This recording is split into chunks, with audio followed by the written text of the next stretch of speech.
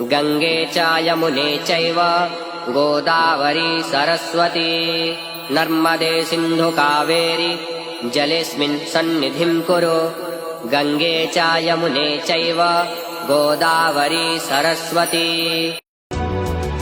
श्री सरस्वती नमोस्तुते।